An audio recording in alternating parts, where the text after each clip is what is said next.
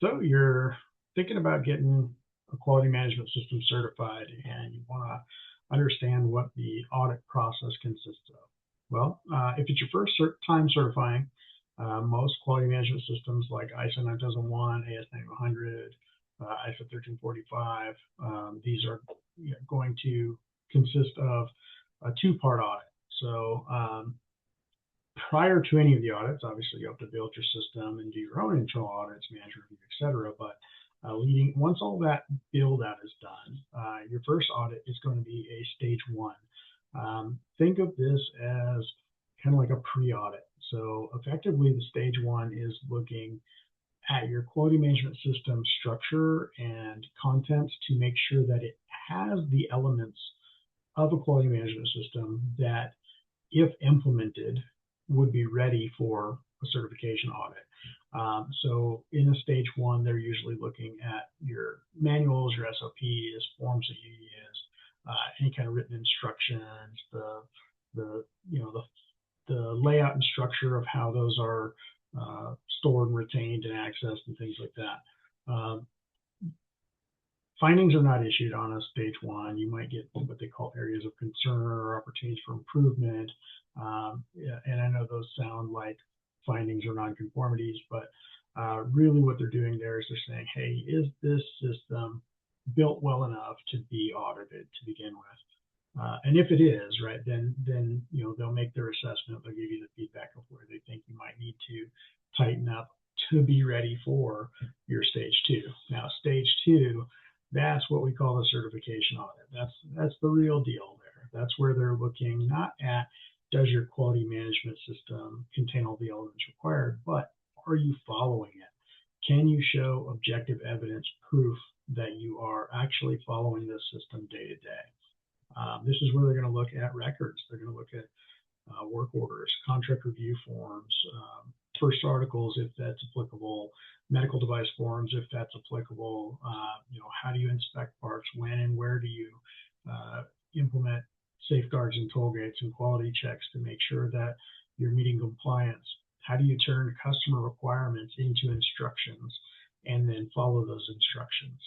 How do you communicate that out to suppliers? So they'll look at purchase orders and supplier quality manuals and flow downs and things like that you've communicated out to your supply chain, because your suppliers are an extension of your organization. And if you're boasting compliance, then you're expected to ensure that your suppliers are maintaining compliance as well. That stage two is also going to include things like interviews with personnel. The auditor will walk the shop floor and ask employees, what are you doing? How do you know you're doing it right? So, they're looking for the employees to describe their work and then talk about, things like how they find work instructions or, any trainings that they've had, things like that, to show confidence that these people are not just doing work, but they're competent and aware and capable of doing work that is compliant. They'll look at all your major processes and support processes. So typically they're going to ask for a sequence interaction of your major processes. So what do you do first, second, third when, from first meeting a customer all the way through delivering good product to them, quoting, sales, contract review, purchasing, manufacturing, quality, shipping, receiving, any maintenance activities, any training or human resources type activities that support the operations that you're certifying.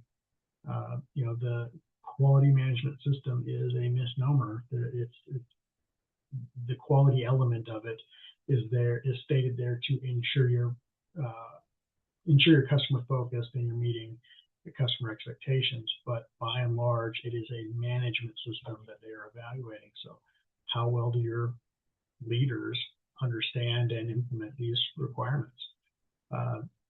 Stage two certainly can feel overwhelming, especially if you're not very knowledgeable of the standard themselves.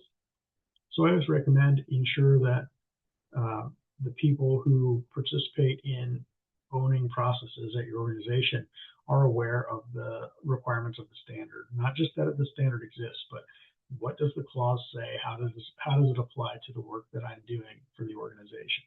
A little bit of training goes a long way towards a successful audit. So a small investment of sending, your 3 or 4 or 5 top managers out to some training to ensure that when they set up a process, they understand how to do that in a compliant manner to the standard. That trickles down through the organization substantially more than putting a quality person in place to police all of the rest of the leaders and hope that they have enough authority to ensure that these teams function compliant when they have competing agendas and other things that are important to them. So I can't emphasize enough how training is a very important element of a successful audit. In either case, stage 1 or stage 2, the auditor should start with an opening meeting. This will set the tone for what are they going to be evaluating and what is the audit going to look like. Typically, they'll describe how they're going to issue nonconformities and how they'll determine major versus minor. They should really be setting the expectation for the auditee to really understand what's going to happen, as well as establishing and restating the scope of what they're going to cover during that audit. The process will include a combination of looking at records, interviewing people, reading specs and standards that you're supposed to follow, looking at documents from external sources like purchase orders or specs or customer quality manuals or whatever that you're expected to adhere to. So obviously, if a customer sends a PO and it lists 10 specs and standards and supplier quality manuals and all this other stuff, the auditor's going to want to know that somewhere, somehow, you guys reviewed that stuff, turned that information into instructions, followed those instructions through the process, and delivered a product that met all requirements, or a service that met all requirements if you're a service company.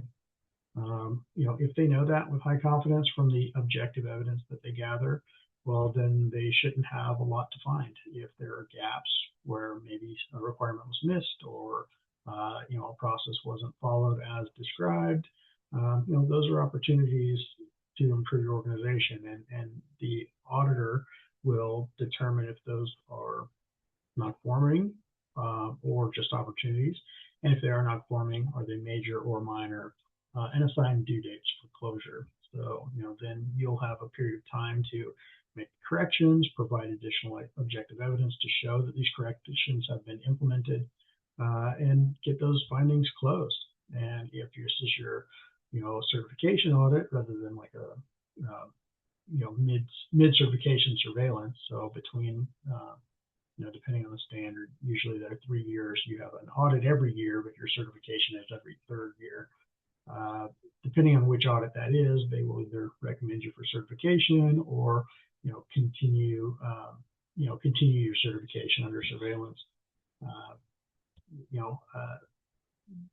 Once you close those, you're in the clear for the audit, but the expectation is that you're running compliant between audit cycles consistently as well. So the whole audit prep a week before the audit gets there and try and clean things up for the auditor, that usually doesn't work as well as people think it does.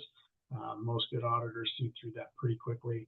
So if you're not running that system compliant, day to day, you're creating a lot of risk for your own company. You could be missing something that a customer actually cares about that could damage reputation, relationship, increase costs, all that stuff. But also you're at risk of an auditor kind of not believing and not trusting you when they show up for the day of the audit. So auditors mostly are looking for an honest evaluation. So when they look for objective evidence, you tell them a statement, a story about how you do things. They want to know that that it's honest, it's truthful, and it represents your normal day-to-day process. If they feel like they're being deceived at all, usually they will end up looking a lot harder and digging a lot deeper than if they believe that what you're presenting is the truth. So I say don't hide anything from an auditor. If you're non-conforming, just admit it, just say, hey, yep, we missed this one, or we weren't sure, or whatever, and take the opportunity to improve the company. If you go into an audit with that mindset of this is to help us get better, then audits seem much less scary. If you go into it from the mindset of we have to trick this guy into believing that we're perfect all the time. Well, you're not perfect all the time. Nobody's perfect all the time. That's going to be stressful for everybody involved.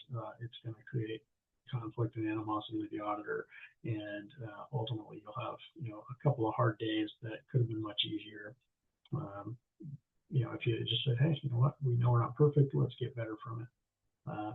I've seen companies with 10 nonconformities get recommended for certification because they clearly cared. They maybe didn't understand the requirements, therefore they missed things, or they had a lot of complex processes going on, and things got missed.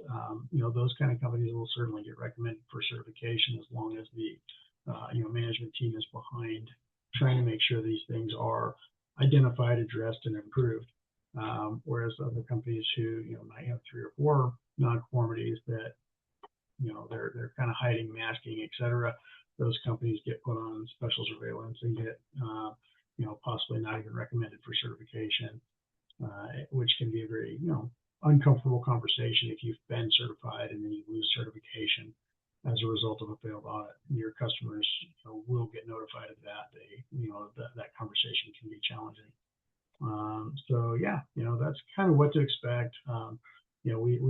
We think most companies kind of fall into the prior there. They want to do a good job. That's why they pursued certification to begin with, so they can improve their company, improve their processes.